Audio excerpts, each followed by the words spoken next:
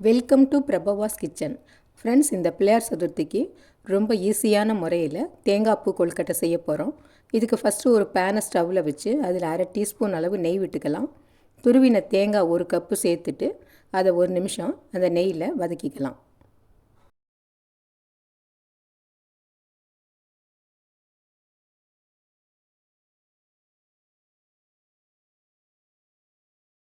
இப்போ தேங்காய் பூ 1 நிமிஷம் வதக்கினதுக்கப்புறம் அடுத்து இப்போது 3/4 கப் அளவு பொடிச்ச வெல்லம் சேர்த்துட்டு இந்த வெல்லம் நல்லா மெல்ட் ஆகி தேங்காய் பூவோட ஒன்றா சேர்கிற வரைக்கும் ஒரு 2 நிமிஷம் இதை கிளறி விட்டுக்கலாம்.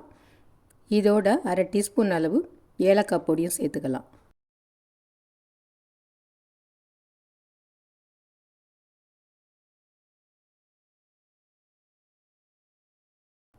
இப்போ வெல்லம் நல்லா மெல்ட் ஆகி தேங்காய் பூவோட ஒன்றா சேர்ந்துடுச்சு. இப்போ நம்ம ஸ்டவ்வை ஆஃப் பண்ணிவிட்டு இதை ஆற விட்டுடலாம்.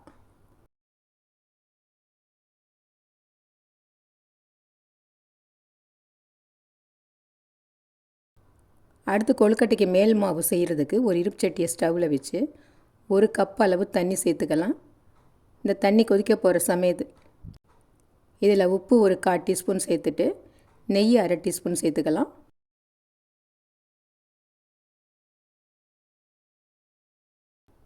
அடுத்து கார்ன்ஃப்ளோரு 1 ஸ்பூன் அளவு சேர்த்து நல்லா கலந்து விட்டுக்கலாம். இந்த கார்ன்ஃப்ளோர் சேர்க்கறதுனால கொழுக்கட்டை விரிசல் விடாமல் ரொம்ப நேரம் வரைக்கும் நல்லா சாஃப்டாக இருக்கும்.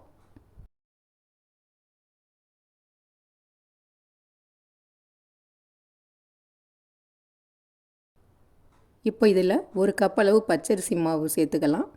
இது வறுத்த பச்சரிசி மாவு.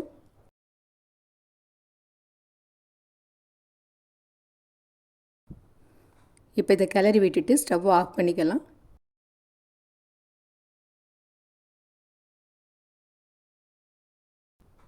இப்போ லேசான சூடு இருக்கிறப்ப இந்த மாவை பிசைஞ்சிக்கலாம். இது கொஞ்சம் ட்ரையாக இருக்கிறதுனால லேசாக தண்ணி தெளிச்சிட்டு பிசைஞ்சிக்கலாம்.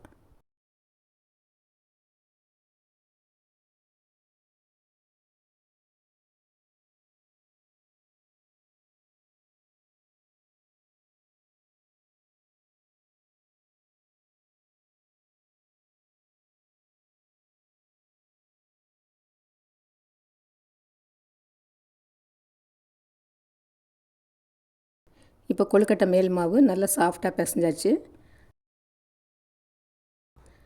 இப்போ நம்ம பூரணத்தை சின்ன சின்ன உருண்டையாக ஃபஸ்ட்டு உருட்டி போட்டுக்கலாம்.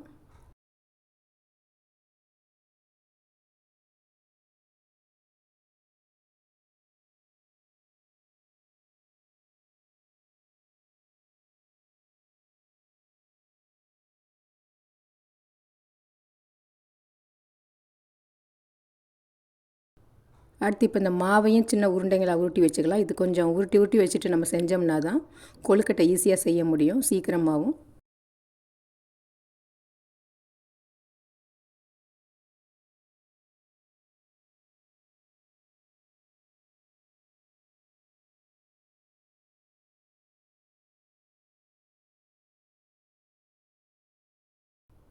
இப்போ இந்த உருண்டையால் தண்ணி தொட்டு லேசாக கிண்ணம் மாதிரி தட்டிக்கலாம்.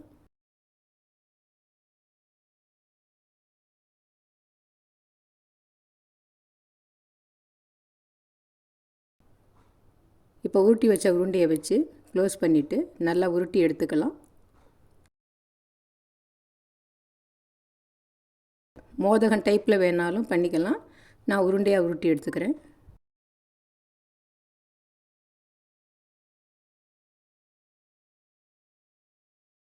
இப்போ அடுத்து ஒரு உருண்டை எடுத்து இதே மாதிரி தண்ணி தொட்டு கிண்ணம் மாதிரி தட்டி உள்ள பூரணத்தை வச்சு க்ளோஸ் பண்ணிக்கலாம்.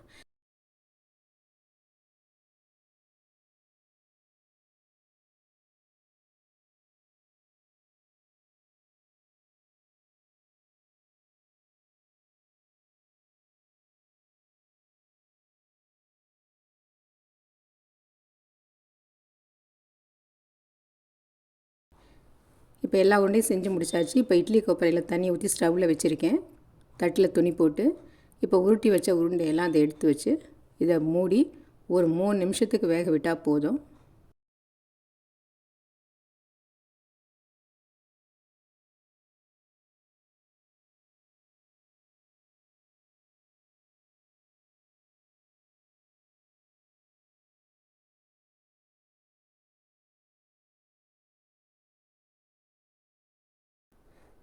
இப்போ திறந்து பார்க்கலாம். கொழுக்கட்டை நல்லா வெந்துடுச்சு. இப்போ பாருங்கள், சாஃப்டான இனிப்பு தேங்காய் பூர்ண கொழுக்கட்டை ரொம்ப சுலபமான முறையில் ரெடி பண்ணிட்டோம். இந்த டிஷ்ஷு பிடிச்சிருந்ததுன்னா லைக் பண்ணுங்கள், ஷேர் பண்ணுங்கள், மறக்காமல் சப்ஸ்கிரைப் பண்ணுங்கள். நன்றி.